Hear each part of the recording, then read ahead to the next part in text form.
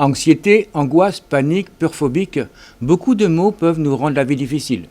Des solutions existent, traditionnelles ou plus récemment avec l'aide de la réalité virtuelle pour y remédier.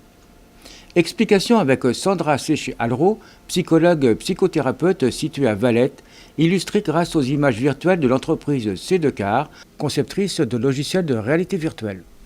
Alors bon, moi je suis Sandra Séché, je suis psychologue psychothérapeute sur Valette depuis, je réfléchis, décembre 2004. Je reçois majoritairement des enfants, des adolescents, puisque maintenant je suis titulaire en fait d'un DU neuropsychologie de l'enfant et troubles des apprentissages. Et je reçois bien sûr aussi les adultes, les personnes âgées, puisque j'ai aussi des spécialités en gérontologie. J'ai aussi fait des formations en cancérologie. J'ai fait des formations sur les troubles alimentaires, pas mal de choses qui me permettent de rencontrer finalement toutes les tranches d'âge. Et puis depuis depuis 2017, je me suis formée aussi aux thérapies par exposition à la réalité virtuelle pour compléter, pour avoir un outil supplémentaire, en tout cas pour le traitement des troubles anxieux et des phobies. Alors justement, on va y venir. Troubles anxieux, phobie, peur. Quelle est donc la différence? Parce que souvent on se trompe dans le mot de vocabulaire. Oui. Alors une peur, en fait, c'est une émotion qui est nécessaire, en fait. Elle est essentielle. Donc ça fait partie finalement du développement dans l'enfance.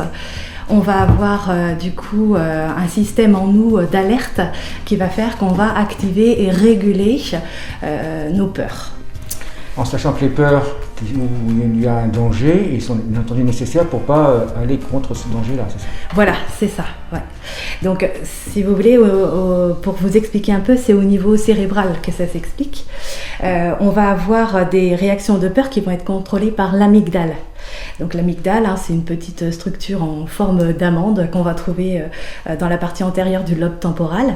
Et cette amygdale-là, elle va envoyer des signaux à certains noyaux du système nerveux et de l'hypothalamus. Et celles-ci vont commander des sécrétions hormonales de l'hypophyse. Donc ça veut dire que quand il va y avoir une peur, donc notre système va s'activer. Et il va s'activer que quand il y a un vrai danger. Et là, on va avoir une intensité qui va être finalement proportionnelle au danger. Ça va se réguler et petit à petit, en fait, la peur va s'éteindre. Si je vous donne l'exemple d'un serpent que vous allez voir en fait à quelques mètres, vous allez avoir finalement le système sensoriel qui va d'abord en fait parvenir au thalamus et puis ensuite ça va activer l'amygdale qui va donner des réactions corporelles, voire même des mécanismes de fuite par exemple. Le thalamus va transmettre l'image au cortex visuel qui va l'analyser. Et si le cortex visuel se rend compte que finalement la peur est réelle, que c'est bien un serpent, on va avoir des comportements qui vont s'adapter et on va réguler comme ça nos comportements. On va reculer doucement face à l'attaque du serpent. Si le cortex visuel se rend compte que c'est une branche morte, et bien là, l'amygdale s'arrête et notre peur s'arrête systématiquement. Donc ça, c'est la peur normale. Mais par contre, quand on est en fait dans la peur pathologique, là, ça veut dire que finalement, on a une mauvaise régulation et donc une mauvaise activation aussi de nos peurs. Là, c'est ce qu'on appelle la phobie. Alors, c'est pas tout à fait la phobie, parce que dans les troubles anxieux, on a plusieurs sortes. Donc, dans les troubles anxieux, nous avons la phobie. Là, c'est vraiment une peur intense et souvent irrationnelle. Mais on a d'autres choses. On a ce qu'on va appeler l'attaque de panique. Donc là, l'attaque de panique, c'est vraiment des réactions qui vont être excessives, où on va vraiment avoir une perte de contrôle et des symptômes qui vont être très forts.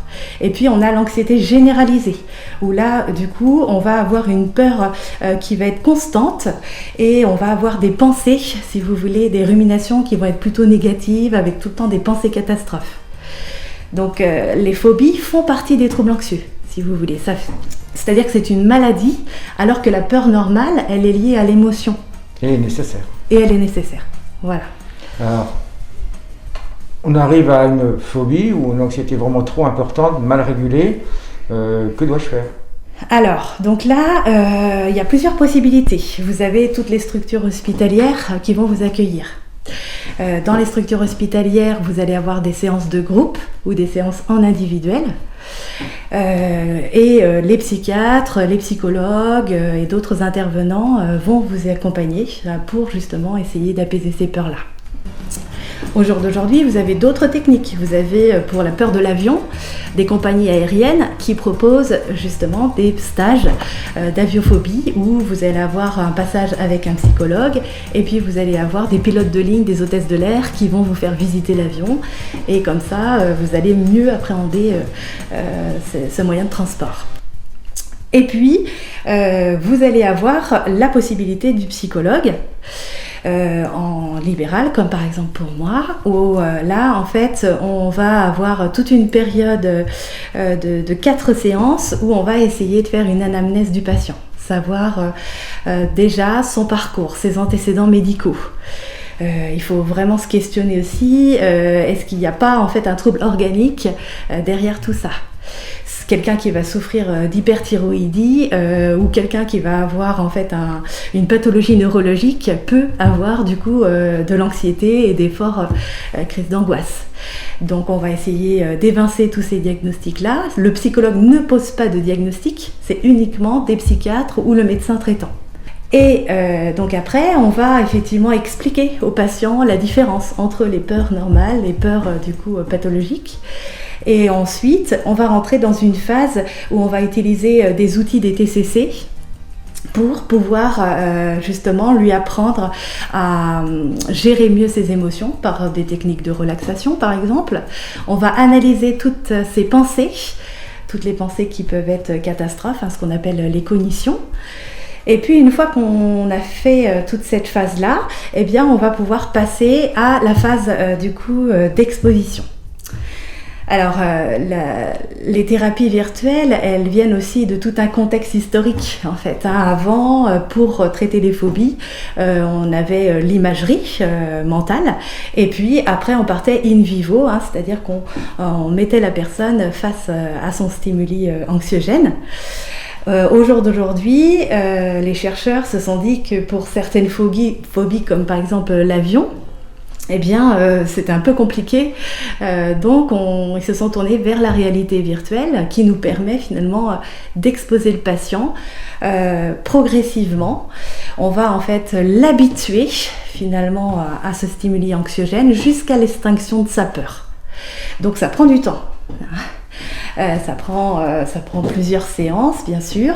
On ne peut pas mettre une personne tout de suite en fait en immersion virtuelle, puisque du coup ça créerait des attaques de panique, beaucoup trop d'angoisse.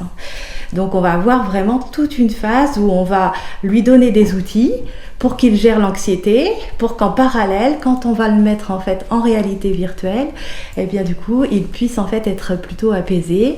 Et petit à petit, comme ça, cette habituation va faire qu'il va y avoir une extinction des cognitions, du comportement, et petit à petit, il va pouvoir du coup aller en réel se confronter à son stimuli anxiogène. Ce qu'on a un peu de mal à comprendre, c'est on sait que c'est du virtuel, on sait qu'on est assis dans une chaise. Oui. Comment ça peut fonctionner ? Alors en fait, il va y avoir une activation du système limbique quand on va placer le casque. Donc finalement, la personne, elle va ressentir du coup toutes les émotions qu'elle peut avoir dans la réalité. Et on va progressivement essayer de l'habituer, c'est-à-dire qu'au début, on va mettre le casque peut-être que quelques minutes, jusqu'à ce qu'on arrive à 15 minutes d'exposition où on se dit que l'habituation est possible et que le cerveau, du coup, finalement, a de nouvelles informations et qu'il va pouvoir, en fait, gérer mieux cette peur-là, quoi. Même si on sait qu'on est dans un fauteuil, on est assis, on est allongé, on est chez vous, vous êtes à côté de nous, ouais. Malgré tout, ça fonctionne parce que c'est pas comme dans le réel. Parce que comme je vous expliquais au tout début, on est dans le cadre d'une phobie, donc on est dans le cadre d'une maladie. Donc là, pour le coup, le cerveau, en fait, il va avoir exactement le même ressenti que sur les événements antérieurs où il avait développé justement plein de symptômes. Les maux de ventre, les maux de tête, les sensations de vertige, l'envie de vomir.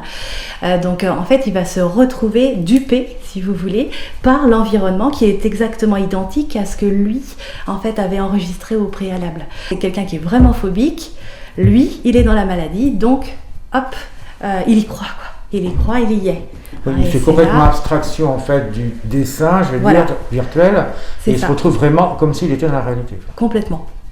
Et donc c'est là où nous on va intervenir pour essayer justement de gérer les émotions, les symptômes qui viennent en même temps que sa vision de la vidéo, quoi.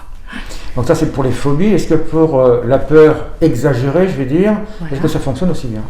Alors du coup ça va fonctionner aussi. Il va être dupé, par contre effectivement on va avoir moins de symptômes que quelqu'un qui est phobique. Donc effectivement, il peut être un peu plus conscient quand même qu'il est dans un environnement qui est virtuel. Ça c'est sûr. Alors après, il va falloir passer à la phase vraiment in vivo. C'est-à-dire que du coup, il va falloir aussi que la personne en parallèle fasse des petits tests. Si on prend quelqu'un qui souffre d'amaxophobie, la peur de conduire, ça va être de lui proposer de faire 1 kilomètre entre les séances, accompagné, bien sûr, pour voir justement si petit à petit, en fait, il arrive à s'habituer. Et au bout du compte, en mettant la réalité virtuelle plus le in vivo, on arrive comme ça, en fait, à dépasser sa peur. Et dans la réalité, vous êtes avec le patient ou on se débrouille, il faut se prendre en main, comment ça se passe? Alors ça dépend ce que c'est. Effectivement, moi ça m'est arrivé d'accompagner les gens. Dernièrement, par exemple, dans les ascenseurs, on va trouver des lieux où ça va être possible. Après, une fois qu'on a fait les environ 10-12 séances suivant le patient, suivant la pathologie, après vous faites un suivi dans les mois qui viennent? Alors c'est ça, c'est qu'il faut continuer après le suivi. Donc ça va être de voir les personnes tous les 3 mois à peu près, pour voir effectivement si eux continuent aussi à s'exposer, parce qu'il ne faut pas arrêter. Et puis après, vous dites 12 séances, c'est très variable. Quelqu'un qui va avoir une phobie sociale, il va aussi falloir qu'on lui donne des outils d'affirmation de soi. Donc là, on va plus être sur du 20 séances par rapport à ce trouble-là. Pensez-vous que plus on avance dans le futur, plus les gens ont des problèmes effectivement comme ça, de peur ou d'anxiété?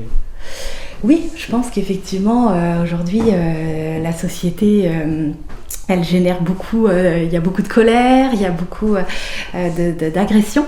Donc finalement, les gens peuvent avoir peur du regard de l'autre, avoir ce sentiment de se sentir agressé. Donc il y a effectivement des vidéos où les gens se retrouvent dans un contexte de foule, se retrouvent sur des grandes places publiques. Et donc là, oui, ça leur apprend justement en fait à mieux gérer l'anxiété quand ils se retrouvent dans ces contextes-là, quoi. Ne restez pas en souffrance, des solutions existent pour profiter pleinement de la vie. Pour plus d'informations, direction le cabinet de Sandra Séché-Alro à l'adresse www.psychologue-séché-valette.fr. Et pour ce qui concerne la réalité virtuelle, C2CAR à l'adresse www.c2.car/fr.